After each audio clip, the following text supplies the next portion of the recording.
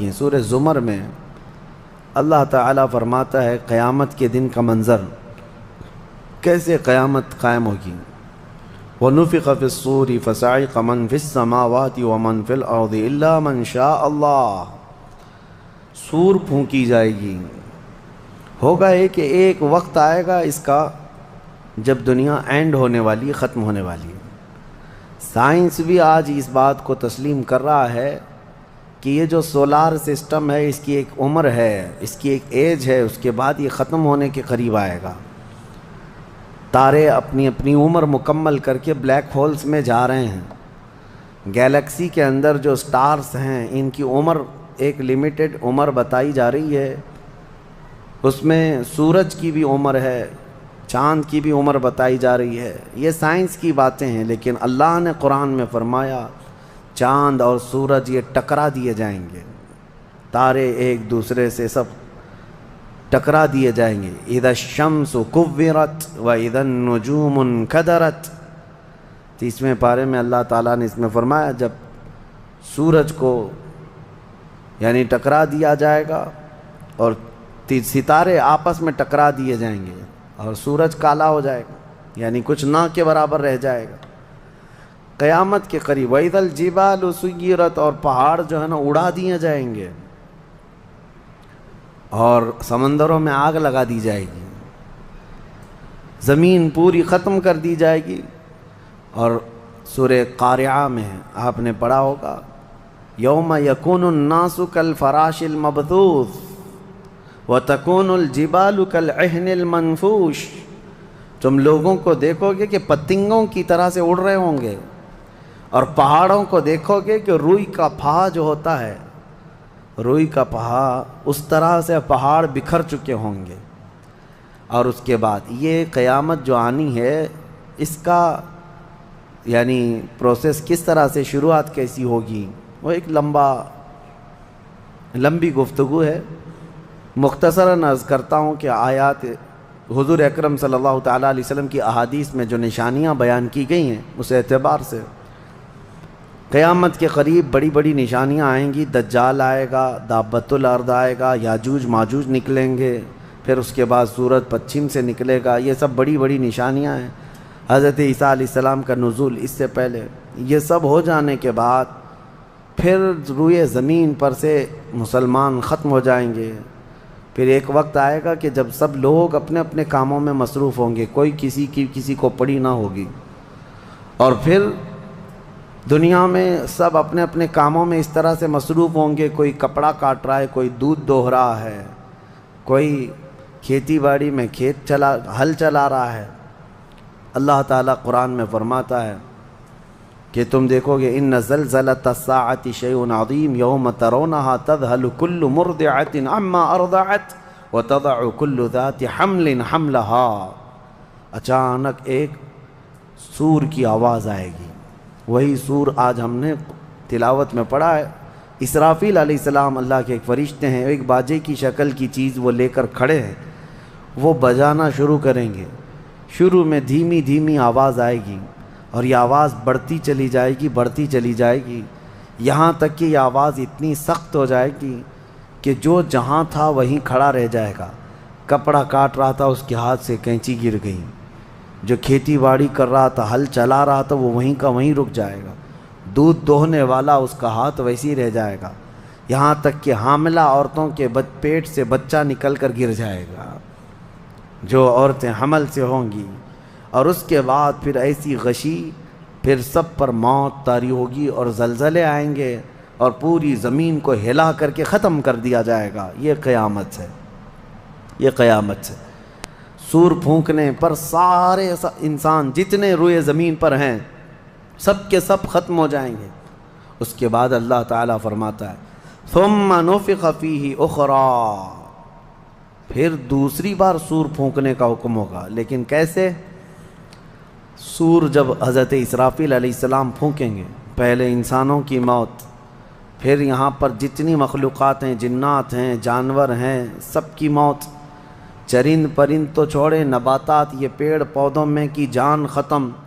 چاند سورج کو جب ختم کر دیا گیا تو پھر کوئی چیز ہی نہیں، ستارے، چاند، سورج سب بلکہ اللہ تعالیٰ کے جتنے ملائکہ ہیں، جبرائیل امین علیہ السلام سے لے کر دوسرے ایک فرشتے تک، سارے ملائکہ کو بھی موت آئے گی، سب موت کے شکار ہوں گے، اور سارے جب انتقال کر جائیں گے تو پھر بچتا کون ہے؟ صرف حضرت اسرافیل علیہ السلام، جنہوں نے سور پھونکا۔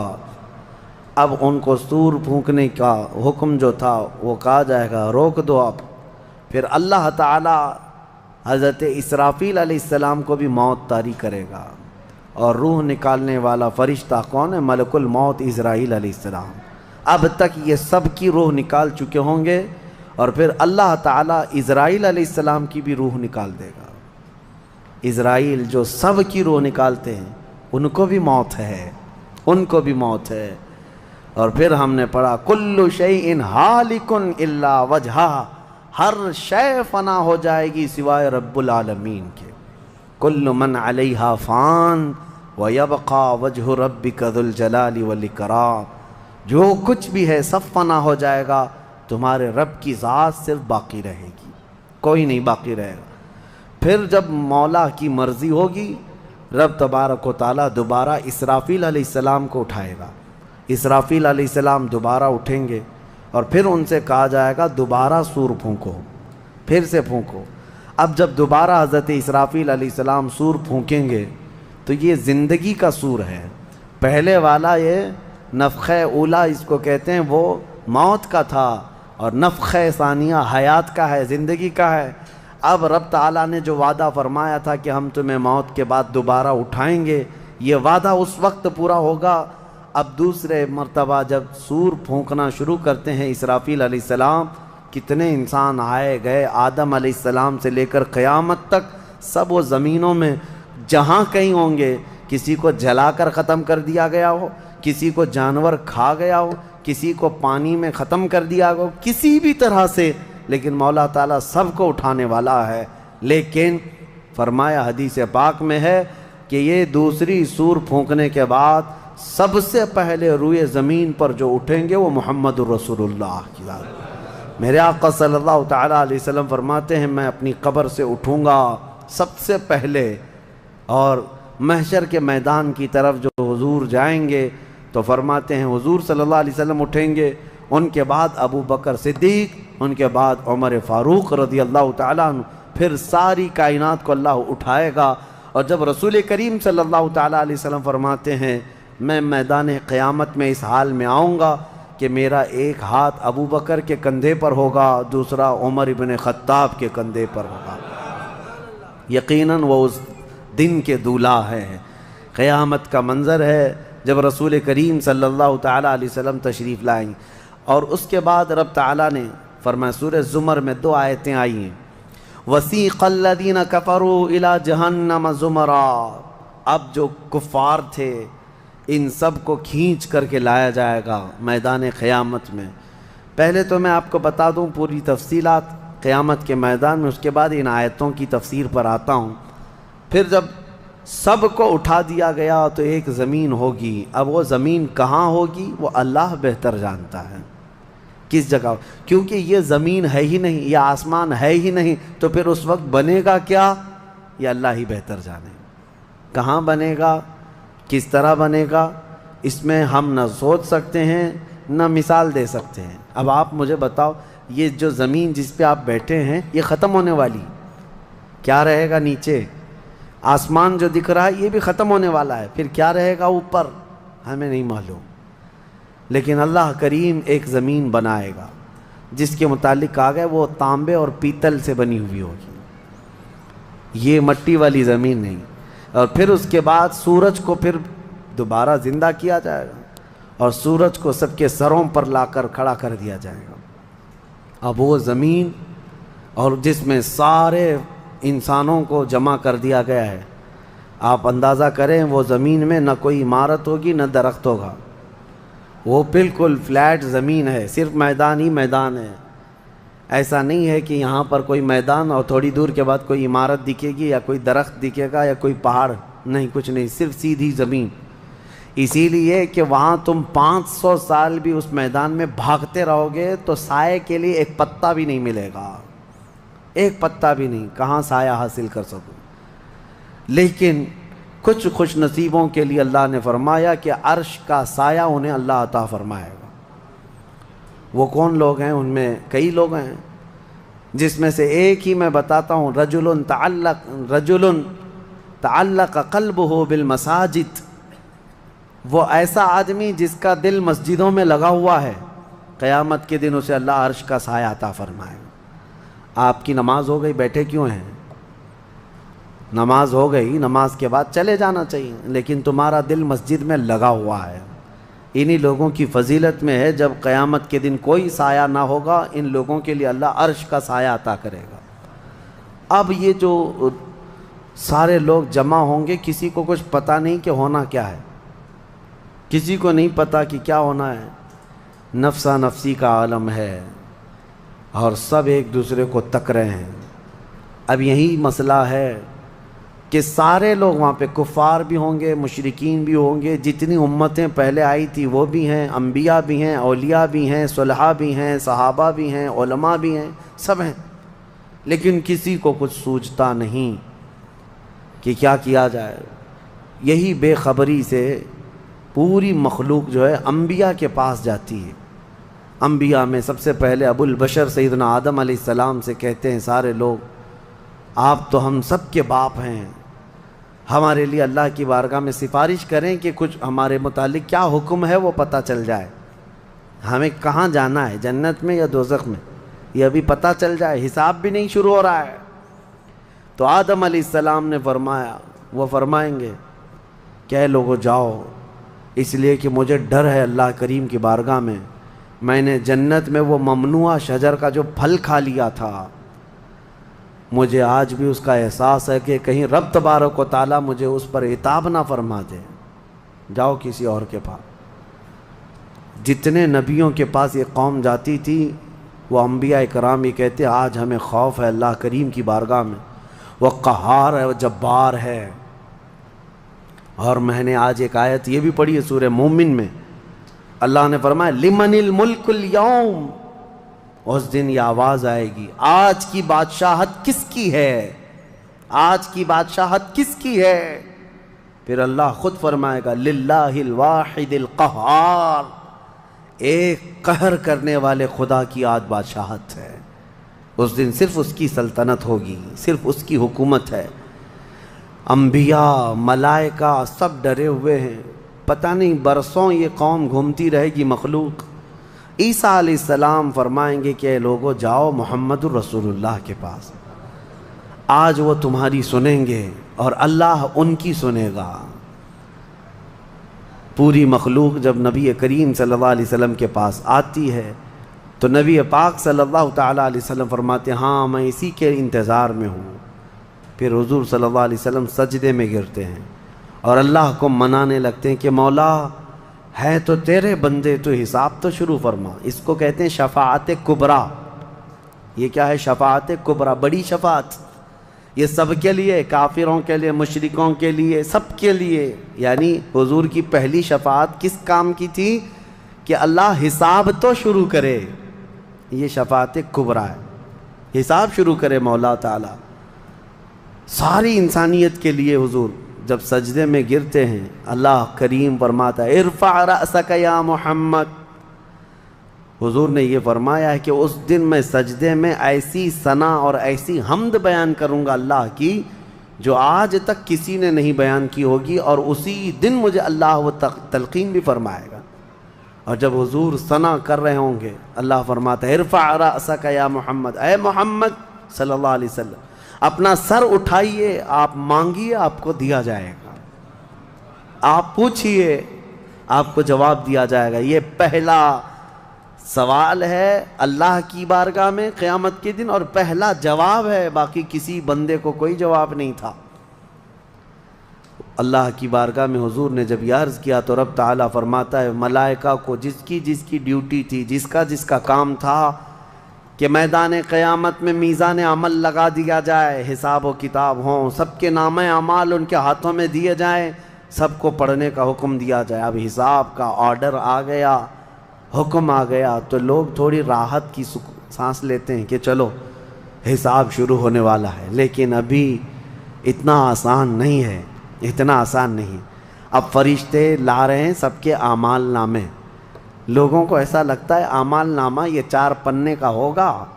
ہاں، جیسے ایگزام پیپر میں فل شیٹ A4 سائز کی شیٹ لے کر کے بیٹھتے ہیں. قرآن میں تو اللہ تعالیٰ نے فرمایا کہ جب نامہ اعمال فرشتے لے کر کے آئیں گے تو کتنے ہوں گے پتہ ہے؟ تمہاری نظر جہاں تک جاتی ہوگی وہاں تک صرف کتابیں تمہاری ہوں گی، صرف تمہاری کتابیں فرشتے لاد کر کے لا رہے ہوں گے. اس میں سب لکھا ہوگا، زندگی میں جتنی مرتبہ باتیں کیا تھا، جو کچھ بھی کیا تھا، سب ڈیٹیل ہوگا. اور ہر آدمی وہاں پکار کر کے کیا کہتا ہے؟ ما لی ھذا الکتاب لا یغادر صغیرۃ ولا کبیرۃ الا احصاها. اے اللہ تو کیسی کتاب بنا دیا، اس میں چھوٹی چیز بھی نہیں چھوڑی گئی، بڑی چیز بھی نہیں چھوڑی گئی، سب لکھ دیا گیا ہے. اور پھر لا کر کے تھما دیا جائے گا. یہ پہلی علامت ہے کہ جس کے سیدھے ہاتھ میں اس کے نامہ اعمال پکڑا دیے جائیں گے، فرمایا گیا اس کے لیے وہیں سے ہلکا پن ہے، بشارت ہے کہ آسانی ہوگی. اور جس کے بائیں ہاتھ میں فرشتوں نے پکڑا دیا تو سمجھ لو کہ اب لمبا اس کا وقت جانے والا ہے، حساب سخت ہونے والا ہے. یہ تو صرف پڑھ کے سنانا ہے اور اس کے بعد پھر پکڑ ہوگی کسی کام پر. یہ تو نے کیوں کیا تھا، اس کی وجہ بتا. یہ تو نے کیوں کھایا تھا، اس کی وجہ بتا. اس کے ساتھ ایسا کیوں کیا تھا، اس کا سبب بتا. صرف پڑھ کر کے سنانا نہیں ہے، جو کیا تھا اس کی وجہ بتانا ہے. اور جب وجہ کچھ نہ ہوگی، حکم آ جائے گا کہ انہیں اوندھے منہ کھینچ کر کے دوزخ کی طرف لے جائیں. یہ قیامت کے دن ہو رہا ہے. اب یہاں پر ایک دوسری شفاعت ہے میرے آقا صلی اللہ علیہ وسلم. اب یہ جو شفاعت ہے یہ خاص امت محمدیہ کے لیے. ایک شفاعت حضور نے فرمائی سارے انسانوں کا حساب شروع ہو جائے. جب حساب شروع ہو گیا تو حضور صلی اللہ تعالیٰ علیہ وسلم پھر سجدہ کرتے ہیں اللہ کی بارگاہ میں. اللہ فرماتا ہے محبوب سر اٹھائیں، پوچھیں، آپ کو دیا جائے گا. حضور عرض کرتے ہیں مولا میری امت کی بخشش آسان فرما دے، میری امت کا حساب آسان فرما دے. اب حضور کو اختیار دیا جائے گا. حضور کی یہ بھولی بھالی امت جہاں جہاں ہوگی، حضور صلی اللہ علیہ وسلم فرماتے ہیں میں ان کو دور سے پہچان رہا ہوں گا. دیکھو میرے عزیزو، بھرا مجمع ہے، کتنی امتیں ہیں. ایک صحابی نے پوچھا یا رسول اللہ ہم کو آپ قیامت میں پہچانیں گے؟ حضور نے فرمایا یقیناً پہچانوں گا. کیسے؟ حضور فرماتے ہیں زندگی میں تم جو وضو کرتے تھے، یہ جو اعضائے وضو ہیں، چہرہ اور ہاتھ، حضور فرماتے ہیں قیامت کے دن یہ سورج کی طرح چمک رہے ہوں گے. اور اسی چمک سے میں پہچان لوں گا یہ میری امت ہے. جس کے ہاتھ چہرے چمک رہے ہوں. جو وضو ہی نہیں کرتا اس کا کیا چمکے گا؟ لیکن حضور صلی اللہ تعالیٰ علیہ وسلم نے حدیث پاک ہے یہ، وضو کے اعضاء کی چمک سے حضور اپنی امت کو پہچان لیں گے، فلاں میرا امتی ہے، فلاں میرا امتی ہے. بہرحال اب اس کے بعد اب میں ان آیتوں کی طرف آتا ہوں. حساب و کتاب ہو رہا ہوگا. سب سے پہلے وہاں پر قیامت کے دن جن کو لایا جائے گا، الگ الگ روایات ہیں، اس میں 3 لوگوں کے متعلق فرمایا گیا. ایک عالم، ایک شہید اور ایک امیر آدمی پیسے والا. حالانکہ تینوں اچھے لوگ تھے. دنیا میں یہ جو امیر تھا بہت پیسہ بانٹتا تھا، اور یہ قاری قرآن تلاوت اچھی کرتا تھا، اور یہ شہید تو جنگ میں شہید ہوا تھا لڑ کر کے. تینوں کا حساب ہو رہا ہوگا. سب سے پہلے رب تبارک و تعالیٰ اس قاری قرآن کو بلائے گا. بتا تو قرآن کیوں پڑھتا تھا؟ وہ کہے گا میں نے تجھے اچھی آواز دی تھی، اچھی آواز دی تھی، تو نے اس آواز کا کیا کیا؟ وہ کہتا ہے میں قرآن پڑھتا تھا بہترین انداز میں. رب تعالیٰ فرماتا ہے تو اس لیے پڑھتا تھا کہ لوگ تیری آواز کی تعریف کریں. کیا آواز ہے؟ اور لوگوں نے تعریف کر دیا. دنیا میں تجھے تیرا بدلہ مل گیا، یہاں قیامت میں کچھ نہیں، جاؤ جہنم میں. مالدار آئے گا، اس سے رب تعالیٰ فرمائے میں نے تجھے بہت مال دیا تھا، کیا کیا؟ کہے گا رب تعالیٰ میں نے غریبوں میں تقسیم کیا ہے، بہت خیرات کیا ہے. اللہ کریم فرماتا ہے کہ تو نے تو یہ نیت سے تقسیم کیا تھا نا کہ لوگ تجھے دیالو کہیں، سخی کہیں، تیری مال کی تعریف کریں، تو لوگوں نے تو وہ تعریف کر دی، دنیا میں جو تجھے ملنا تھا وہ مل گیا، تیری خواہش ہو گئی، یہاں کچھ نہیں، اسے بھی فرمایا جائے گا دوزخ میں ڈال دو۔ تیسرا جو شہید ہے اس کے لیے بھی رب تعالیٰ فرماتا ہے میں نے تجھے جوانی دی تھی، کیا کیا؟ کہا اے اللہ میں لڑتا رہا کافروں کے مقابل میں اور اپنی جان دے دیا۔ فرماتا ہے رب تعالیٰ کہ تو یہ سوچتا تھا نا کہ لوگ تیری بہادری کی تعریف کریں، لوگ تجھے بطل جلیل کہیں، مجاہد کہیں، تو یہ لوگوں کی تعریف سننے کے لیے کرتا رہا۔ اگر تیری یہی خواہش تھی اور لوگوں نے تیری تعریف دنیا میں بہت کر دی، اب یہاں تیرا کچھ نہیں ہے، اسے بھی دوزخ میں بھیج دیا جائے۔ یہ ریاکاری ہے۔ یہ پہلا حساب جن لوگوں کا ہونے والا ہے، یہ 3 لوگوں کے بارے میں حدیث پاک میں ہے۔ پھر میرے آقا صلی اللہ علیہ وسلم فرماتے ہیں قیامت کے میدان سے اس وقت تک کوئی پیر ہٹا نہیں سکتا جب تک اللہ 5 سوالات نہ کر لے۔ ان میں سے پہلا سوال یہی ہے کہ اللہ فرمائے گا میں نے تجھے جوانی دی تھی، تو نے کہاں خرچہ کیا؟ یہ ہر ایک کو بتانا پڑے گا، ہر ایک کو بتانا پڑے گا۔ اب آپ اپنی اپنی تیاری کر لو کہ کہاں کہاں خرچہ کیا، اللہ کو مجھے بتانا ہے۔ آج اگرچہ تم ہماری باتوں کی طرف توجہ نہیں کرو گے، کیئر نہیں کرو گے، لیکن ایک دن وہ آئے گا جب تمہیں اللہ کی بارگاہ میں کھڑے ہو کر اپنی جوانی کا پل پل بتانا ہوگا، وہاں کوئی چارہ نہیں ہوگا۔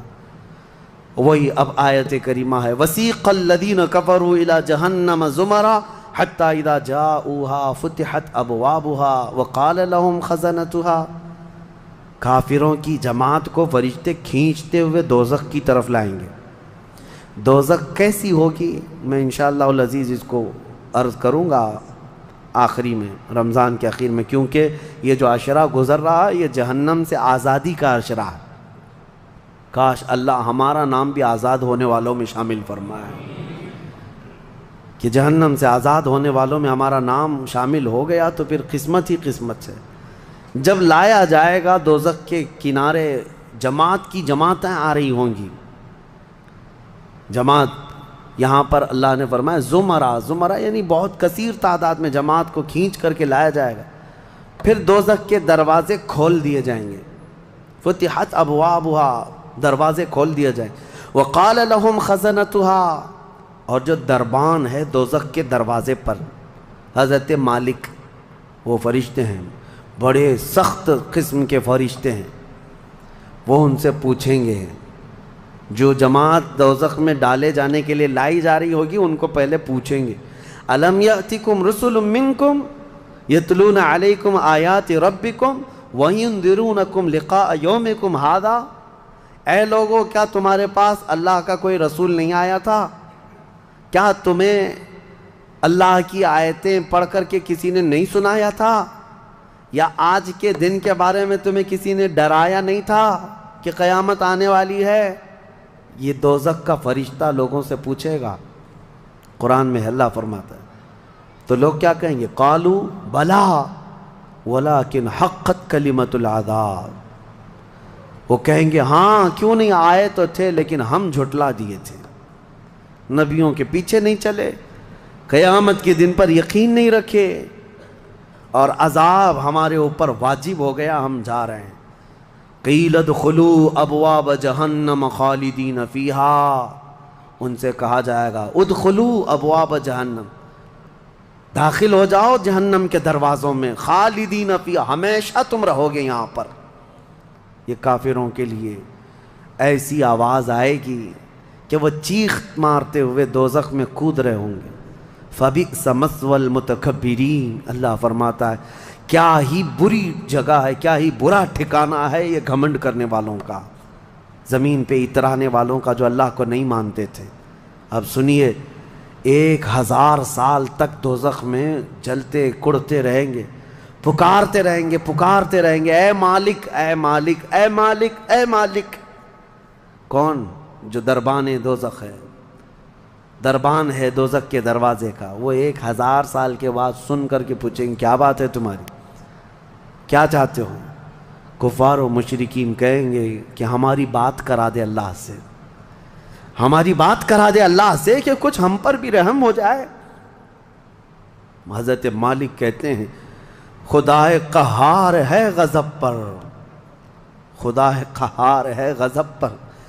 اللہ کریم کی بارگاہ میں بات کرنے کی بڑے بڑے فرشتوں کی ہمت نہیں ہے، کہیں گے ابھی نہیں میں بات کرا پاؤں گا، پھر وہ 1000 سال اور عذاب میں جلتے رہیں گے، چیختے رہیں گے۔ دوسرے 1000 سال کے بعد حضرت مالک پوچھیں گے کیا بات ہے؟ جہنمی کہیں گے کہ اے مالک تو ہماری بات کرا دے اللہ سے۔ آپ کی بار حضرت مالک کہتے میں ہمت کرتا ہوں۔ اللہ قدیر و جبار کی بارگاہ میں عرض کرتے ہیں مولا جتنے بھی دوزخ میں جا چکے وہ تجھے فریاد کر رہے ہیں، وہ تجھ سے بات کرنا چاہتے ہیں۔ اب رب تعالیٰ کی طرف سے جواب آتا ہے حضرت مالک کو، اے مالک ان دوزخیوں سے کہہ دو کہ آج کے بعد رب تبارک و تعالیٰ نہ ان کی طرف نظر فرمائے گا نہ کلام کرے گا۔ لا یکلمہم اللہ یوم القیامت ولا ینظر الیہم، ان کی طرف رب تعالیٰ دیکھنا بھی نہیں چاہتا۔ وہ قدیر و جبار خدا جب دنیا میں ہر دن بلا رہا تھا آجا میرے بندے میرے پاس، آجا میرے بندے میری طرف آجا، ففروا الی اللہ، اللہ کی طرف دوڑ پڑ، نہیں سنتا تھا، ایک دن بھی نہیں سنا۔ اور جہنم میں جانے کے بعد پکار رہا ہے، رب تعالیٰ فرماتا ہے اب اللہ ان کی طرف دیکھنا بھی نہیں چاہتا۔ حضرت مالک جب یہ پیغام سنا دیتے ہیں اللہ کا، جہنم میں ایسی چیخ نکلتی ہے جہنمیوں کی کہ پورا جہنم ہلنے لگ جاتا ہے، کانپنے لگ جاتا ہے ان جہنمیوں کی چیخ سے، کہ اب ان کو کہہ دیا جاتا ہے خالدین فیہا، اب تم ہمیشہ کے لیے رہو گے یہاں پر۔ اسی لیے میرے عزیزو کفر سے ڈرو، کفر سے ڈرو۔ گناہ کرنے کے بعد معافی ہے لیکن کفر کی معافی نہیں۔ اسی لیے اولیاء امت ڈرا کرتے تھے کہ کہیں موت سے پہلے ایمان چلا گیا، کفر پر موت ہو گئی تو کیا ہوگا؟ پھر ہمیشہ کے لیے دوزخ میں جانا پڑے گا، نہ وہاں کسی کی سفارش ہوگی نہ کوئی شفاعت ہوگی۔ شفاعت اور سفارش گنہگاروں کے لیے ہے، کافروں اور مشرکین کے لیے نہیں۔ قرآن میں اللہ نے فرمایا ان اللہ لا یغفر ان یشرک بہ ویغفر ما دون ذلک لمن یشاء، بے شک اللہ تعالیٰ اس کے ساتھ کیے ہوئے شرک کو اور کفر کو ہرگز معاف نہیں کرے گا، اور اس کے علاوہ جو کچھ بھی کیا ہے اللہ سب معاف کرے گا، کفر کو اور شرک کو معاف نہیں کرے گا۔ اب سنیے دوسری آیت ہے وَسِيقَ الَّذِينَ اتَّقَوْا رَبَّهُمْ إِلَى الْجَنَّةِ زُمَرًا، اس میدان قیامت میں کچھ وہ جماعتیں بھی ہیں جو دنیا میں تقوی حاصل کر چکی تھی، فرمان خدا پر چلتی تھیں، ان کی نمازیں ٹھیک تھی، اللہ سے ڈرتے تھے، اپنی راتیں وہ رو رو کر گزارتے تھے، مولا کو پکارتے تھے۔ وہاں قیامت کے دن اللہ ان کے حال یہ ہیں کہ ان کا استقبال ہو رہا ہوگا، فرشتے ان کو سجا کر کے لا رہے ہوں گے، اور وہ بھی جماعت کے ساتھ جا رہے ہوں گے جنت کی طرف۔ تو جیسی وہ پہنچیں گے فتحت ابوابہا، قرآن میں ہے 7 دروازے جنت کے ان کے لیے کھول دیے جائیں گے۔ یہ پرہیزگار لوگ ہیں، یہ تقوی والے لوگ ہیں۔ جیسے ہی جنت کے دروازے کھلیں گے وقال لهم خزنتها، وہاں پر بھی دربان ہے ایک، جنت کے دروازوں کا دربان وہ حضرت رضوان ہے علیہ السلام، وہ فرشتہ وہاں پر ہے، جنت کے دربان ہے۔ جیسے ہی یہ جماعتیں قریب پہنچیں گی دروازوں کے، کیا کہے گا دربان جنت؟ وقال لهم خزنتها سلام علیکم طبتم، مبارک ہو، اللہ کی سلامتی ہو تم کو۔ یہ جو ہم سلام کرتے ہیں نا السلام علیکم، یہ جنتی سلام ہے۔ یہ دربان جنت جو داروغہ ہے جنت کے دروازوں کا، وہ سلام کرے گا فرشتہ جو آ رہے ہیں جنت میں، سلام علیکم طبتم، مبارک ہو، خوش آمدید، اللہ کی سلامتی ہو، فادخلوها، آ جاؤ جنت میں داخل ہو جاؤ، خالدین، ہمیشہ کے لیے، اب تم بھی یہاں سے نہیں جاؤ گے۔ اب ہمارے اس چھوٹی سی زندگی میں بتاؤ میرے عزیزوں، اب اندر جیسے ہی جنتی داخل ہوتے ہیں کیسے، سب سے پہلی نعمت کیا ملتی ہے جنت میں؟ اللہ اکبر، آپ کے لیے اور ہمارے لیے سیب ملے گا، انگور ملے گا، گوشت ملے گا کھانے کے لیے، کیا ملے گا؟ میرے عزیزو سب نعمتیں اپنی جگہ پر، لیکن فرمایا گیا جنتی جیسے ہی جنت میں پہلا قدم رکھتا ہے محمد الرسول اللہ کھڑے ہوں گے، میرے آقا صلی اللہ تعالیٰ علیہ وسلم ہوں گے اپنے امتیوں کے استقبال کے لیے۔ اس سے بڑی نعمت کیا ہے میرے عزیز؟ جنت میں داخل ہو جانے کے بعد اب سورہ واقعہ جب آپ پڑھیں گے تو جنت کا اس میں تذکرہ ہے۔ اللہ نے فرمایا ثُلَّةٌ مِّنَ الْأَوَّلِينَ وَقَلِيلٌ مِّنَ الْآخِرِينَ عَلَىٰ سُرُرٍ مَّوْضُونَةٍ مُتَّكِئِينَ عَلَيْهَا مُتَقَابِلِينَ، وہاں دیوان لگائے ہوں گے، بڑے بڑے محلات ہوں گے جن کی ایک اینٹ سونے کی، ایک اینٹ چاندی کی بنائی ہوگی، پورے زمین پر جو گھاس ہوگی وہ زعفران سے بھی زیادہ ملائم۔ اور اللہ نے کتنی جگہ قرآن میں فرمایا جنات تجری من تحتها الانہار، ایسے باغیچے جن میں نہریں بہہ رہی ہوں گی، اور ایسی نہریں جن کا پانی دودھ کی طرح سفید، شہد سے زیادہ میٹھا اور ٹھنڈا، یہ ٹھنڈے میٹھے پانی کی نہریں جس کو کوثر اور سلسبیل کہا گیا ہے، یہ جنت کے باغیچوں سے ہو کر گزر رہی ہوں گی۔ جنتی جتنے بھی ہوں گے وہاں پر وہ نہروں کے قریب بیٹھے ہوں گے، ان کے چہرے اتنے چمک رہے ہوں گے، وجوہ یومئذ ناظرہ، ایسے چمک رہے ہوں گے، دمک رہے ہوں گے، 14ویں کا چاند ان کے چہروں کے سامنے پھیکا ہوگا۔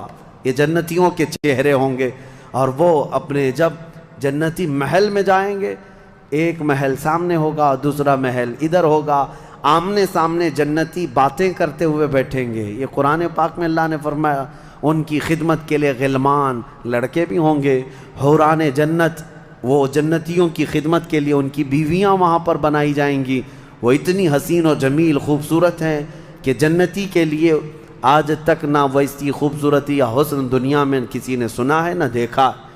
یہ حوران جنت ہر جنتی کو دی جائیں گی۔ اب اس کے بعد جنت میں پہنچ جانے کے بعد تمہارے لیے کیا نہیں ہوگا؟ ایک طبقہ انبیاء کا ہے، ایک طبقہ جنت میں اولیاء کا ہے، ایک طبقہ شہداء کا ہے، ایک طبقہ صدیقین کا ہے، اور پھر جنتی کے لیے قرآن میں ہے جو وہ خواہش کرے گا فرشتے فوراً اس کے لیے وہ حاضر کریں گے، جو چیز کی خواہش کرے گا۔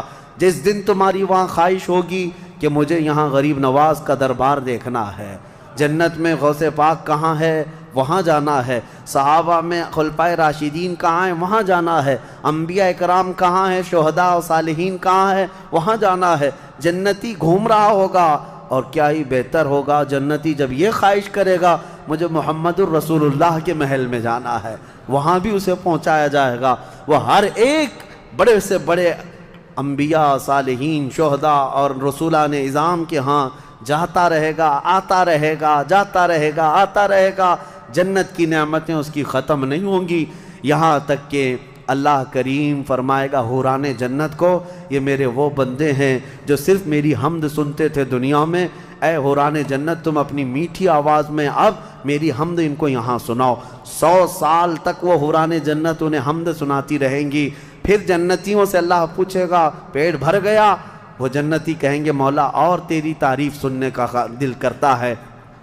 داؤد علیہ السلام جن کی آواز میں بڑی مٹھاس تھی، رب تعالیٰ فرمائے گا اے میرے داؤد خلیفۃ اللہ، آؤ ان جنتیوں کو اپنی سریلی آواز میں میری حمد سناؤ۔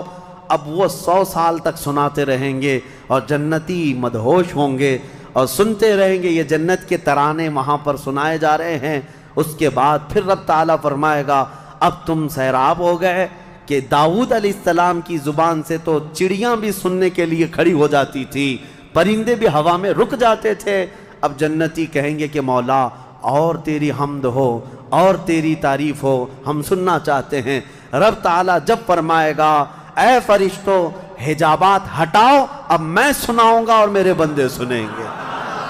اب یہ جنت کی سب سے بڑی نعمت وجوہ یومئذ ناظرہ الی ربہا ناظرہ، مولا فرماتا ہے چہرے چمک رہے ہوں گے اس بات کے لیے کہ بغیر حجاب کے وہ اپنے اللہ کو دیکھ رہے ہوں گے۔ اس سے بڑی نعمت جنتی کو کچھ نہیں ہے کہ مولا کریم حجابات ہٹا دے گا، جس کے تم یہاں سجدے کرتے ہو، جس سے تم گڑ گڑا کر مانگتے ہو، وہ مولا جنت میں پردے ہٹا دے گا، اور فرمایا گیا جنت کی سب سے بڑی نعمت دیدار الہی ہے۔ اسی لیے رمضان میں بھی میرے آقا نے فرمایا افطار کرنے والے کو دو خوشیاں دی جائیں گی، کہ جب بندہ افطار کرتا ہے تو اس کے لیے بھی یہ فرمایا گیا ہے کہ جیسے ہی وہ افطار کرتا ہے، ایک تو اس کے پیٹ ٹھنڈے ہونے کی خوشی ہے، گلا تر ہونے کی خوشی ہے، لیکن دوسری خوشی ہر افطار کرنے والے روزے دار کے لیے کہ رحمان فرمائے گا میں نے تیرا محفوظ کر لیا ہے جنت میں، اب تجھے میں اپنا دیدار کراؤں گا۔ روزے داروں کو اللہ کا دیدار ہوگا تو یہ جنتی جنت میں پہنچ جائیں گے، دوزخی دوزخ میں پہنچ جائیں گے۔ میں نے یہ جو 2 آیتیں آئی تھی اس کی تفسیر آپ کے سامنے رکھ دی، فیصلہ تمہارے پاس ہے، زندگی کیسی گزارو گے۔ لیکن میرے آقا نے فرمایا جنت کا جو راستہ ہے نا وہ کیسا ہے؟ کانٹوں سے بھرا ہوا ہے۔ یہاں دنیا میں جہنم کا راستہ پھولوں سے سجا ہوا ہے، بہت ٹھنڈا ہے، بہت آرام دہ ہے۔ دوزخ کا راستہ، میں الٹا تو نہیں بول رہا، سیدھا ہی بول رہا ہوں، جہنم کا راستہ پھولوں سے سجا ہوا ہے اور جنت کا راستہ کانٹوں سے بھرا ہوا ہے۔ میرے آقا نے فرمایا یہاں دنیا میں کانٹوں سے بھرا ہوا ہے، لیکن اس پر اگر کوئی چل گیا تو وہ کانٹے ختم ہوتے ہی اس کے لیے جنت کے باغات ہیں۔ اور جو دنیا میں ان پھولوں کے راستے کو چن لیا دوزخ کے، جیسے ہی یہ راستہ ختم ہوگا اس کے بعد صرف آگ ہی آگ ہے، آگ ہی آگ ہے۔ چنو کون سا راستہ، تم یہاں کے پھول چاہتے ہو یا پھر آخرت کے باغیچے، یا یہاں کے کانٹے اور آخرت کی آگ؟ یہ تمہارے ہاتھ میں ہے، کس طرح سے تم اپنی زندگی کو متعین کرتے ہو۔ بس یہ رمضان کی آج پہلی تاکرات ہے، ہو سکتا ہے آج شب قدر ہو، اور اللہ کریم کی بارگاہ میں مانگو کہ اے اللہ ہمیں بن مانگے تو نے اپنے حبیب کی امت میں پیدا کیا ہے، اور ہم تیری بارگاہ میں اب سوال کرتے ہیں مولا تو اپنی جنت سے ہم غریبوں کو محروم نہ فرما۔ اے اللہ ہم تیری دوزخ میں ہم تیری جنت میں جانے کے قابل تو نہیں، لیکن تیری دوزخ کا عذاب سہنے کے بھی قابل نہیں۔ بس تو اپنے فضل اور جود و کرم سے ہم سب کی بخشش کر اور ہمیں جنت عطا فرما۔ الہی لست للفردوس اہلا ولا اقوى على نار الجحیم فاغفر ذنوبی بفضل جودک یا اللہ۔ وآخر دعوانا ان الحمد للہ رب العالمین۔ السلام علیکم۔